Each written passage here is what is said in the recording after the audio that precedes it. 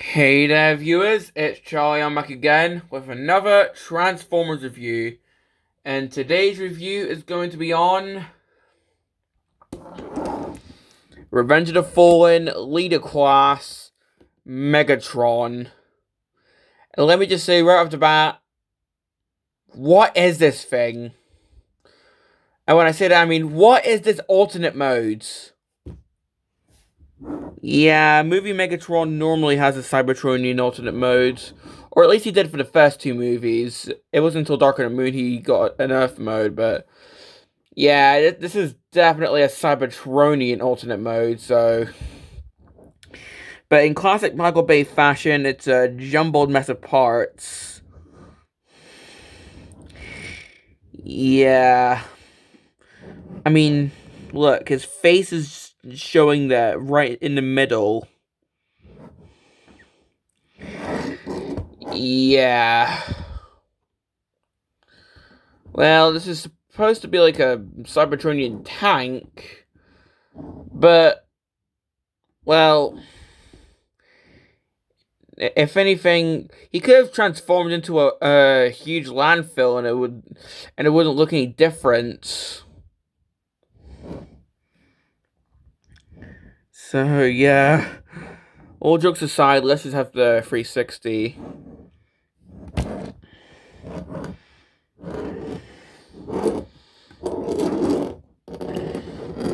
I mean, we've got some back thrusters here, I suppose.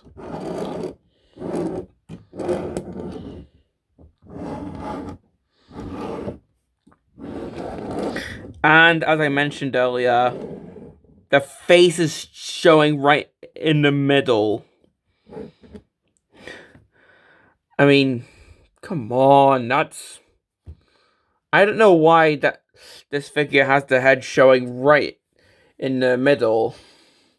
I think that could be accurate to the actual movie design, but still, why? I mean, at least with other figures that have the head showing, like Ironhide from Megatron, like the face was covered, but this guy has the actual face showing. Like, what if Megatron's just like driving in amongst a bunch of Autobots firing at him? Like, what if there's a blast that goes right here? Well, that's Megatron gone.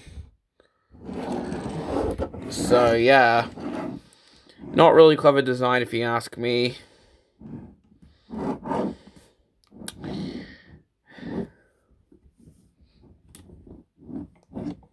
Well, how about we have a look at some gimmicks of this mode? Well, one of them is, you see this red button here? Well, if you press that, then you get a sound effect.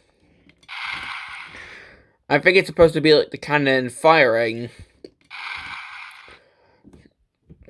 Because, don't quote me on this, but I think there's normally meant to be a missile, and I think if you press this button, it's also meant to fire the missile, but I don't have the actual missile with me, so I don't know.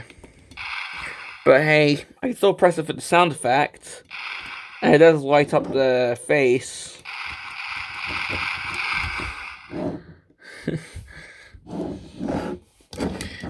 Oh, the underneath, which is just the torso of the robot modes. Yeah.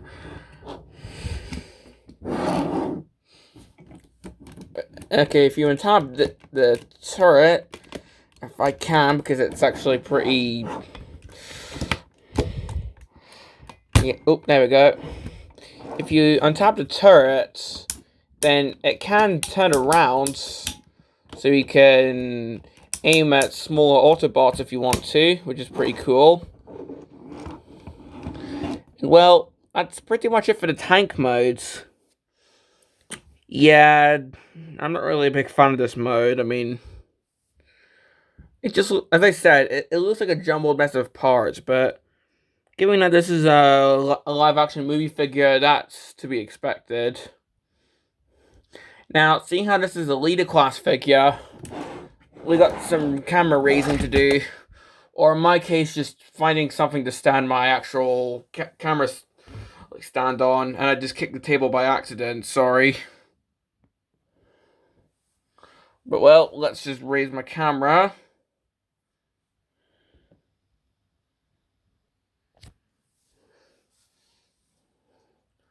Okay.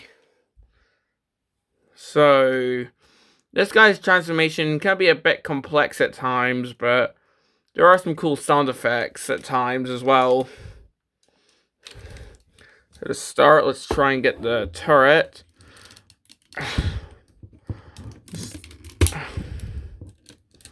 And on my copy, this bit falls off really easily, so what I like to do is... And ironically, it's actually staying on pretty well. Oh, that's because it's actually still tabbed in. But if you untab it, as you can see, it's on this swivel, but on my copy, it comes off really easily. So what I do is I classify this guy as a parts former. Normally, he's not, but I just take this bit off for the transformation. Yeah, just because on my copy, that bit comes off quite easily.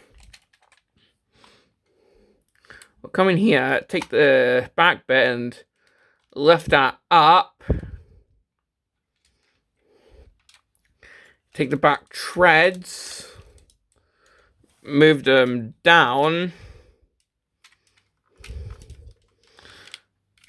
and tab these bits, if you can even do it. Well, there we go, and tab them and move them out.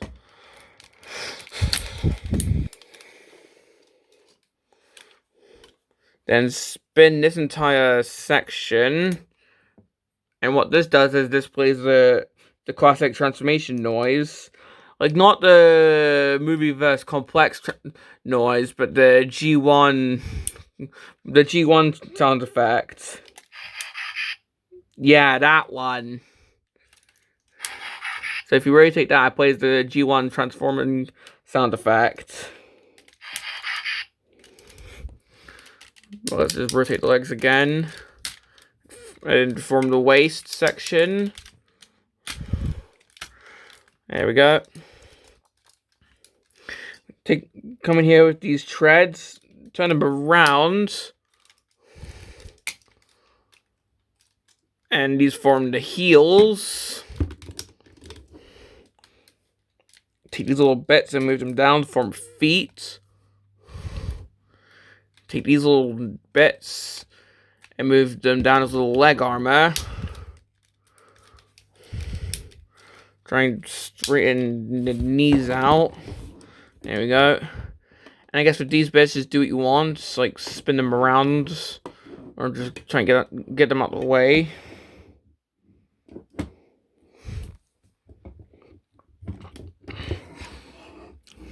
Make your camera wobble around for some reason. Come in here. Try and untab the front bit. There we go. Rotate these bits around. Move them down. I don't know why my camera's wobbling so much. Yes, I know I should get a tripod instead of using random stuff to stand my camera. Look, I don't have a lot of money, okay? I just go with what I have.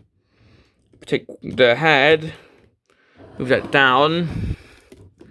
Take this section, flip that around, down, and get this bit out.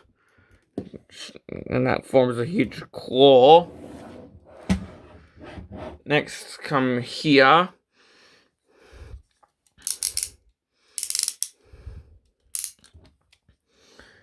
Take this section, move that, and if you really want to, you can flip that as well. I think there's a bit missing on my one.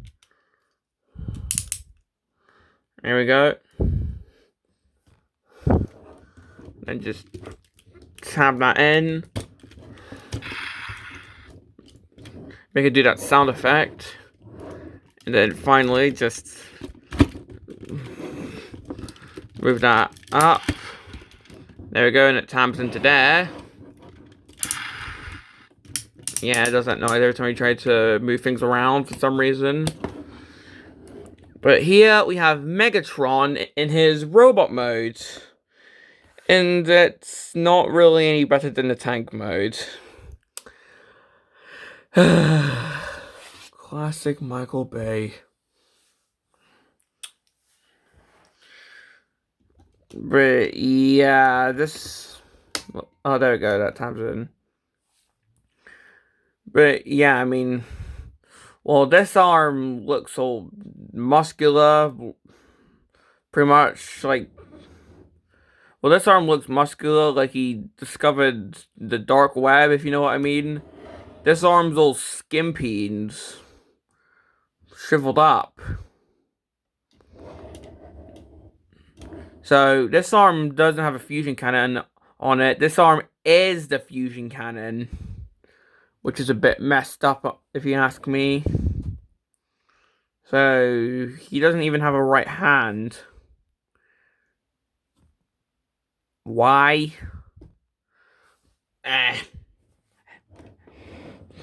Having a 360. Got a lot of screws on the back for some reason. Pressing the red button doesn't do anything now because, well, it's pretty much been relocated because, well, the reason why that it made that little like noise in the vehicle mode when you pushed it was because pressing the red button made it press onto another little button, and you had to separate them for the transformation, which is why it doesn't do that noise now. Now, having a look at the head, that's a creepy head, to be honest. That doesn't really look like Megatron to me. I mean, that open mouth with all that jagged teeth. That looks more like some kind of weird monster thing. I know that's what Megatron's meant to be, but come on, that's not Megatron's head. Megatron's supposed to be a bucket head, remember? Yes, I know, I'm sounding like a G1er, but technically, I just love G1, okay? Call me a G1er. Hell, I do that myself at times, but come on. This guy should be a bucket head, not a... I don't know what kind of head that is, but... Yeah. Although there is a gimmick with the heads. If I take this little lever thing, what I can do is...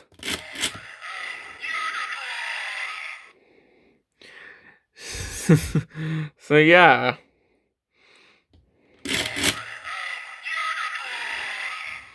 So if you move the lever down, it rotates some of the things around. It lights some things up red, like the chest and the head. The head moves a little bit, and he announces his name.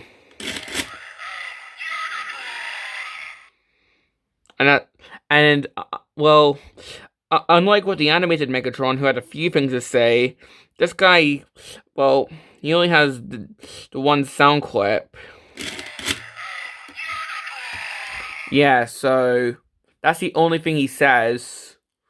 He doesn't say things like, "Oh, so unwise." He only says, "Ah, Megatron!" And that's it, which is pretty disappointing. If he had, like, other sound clips from, like, quotes that he said in the first and second movies, then I would like to figure a bit more. Because if the animated Megatron can have multiple sound clips, this guy could have had it as well.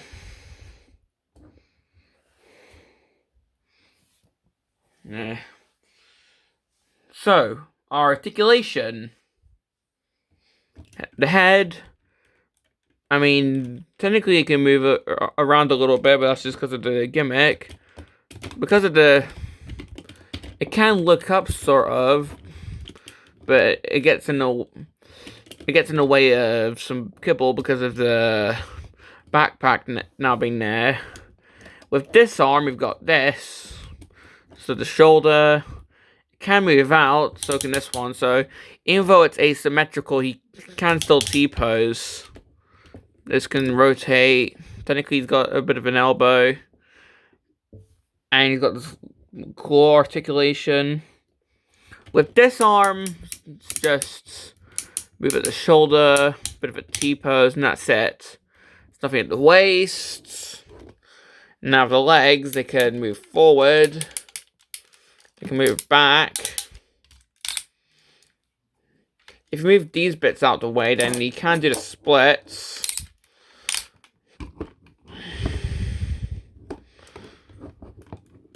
And I guess technically he does have knees. Oh, and he does have a bit of foot articulation. So yeah. So he can be posable in some areas, but not posable in some other areas. But I'm sure you can get some intimidating poses from this guy if you're creative enough. So yeah, that's pretty much all I have to say. Complaints? Well, aside from the cliche, oh, he looks like junk, cousin. He looks like scrap metal. Well, come on, he looked like that in the movie as well, so he's meant to look like that. But for actual complaints, well, the transformation can be a bit fiddly at times. Mainly because on my copy, this bit can come off rather easily during the transformation. I don't know if that's just my copy or if that's with everyone's copies, but it is rather annoying. Another issue is that the transformation could be a little bit fiddly at times. Although you'd expect that from the movie figures, at least the Revenge of the Fallen figures. I also don't like how long this finger is. Like, is that supposed to be his middle finger or something? Because I guess he could do, if that's his middle finger, then I guess he could technically still do this to Prime.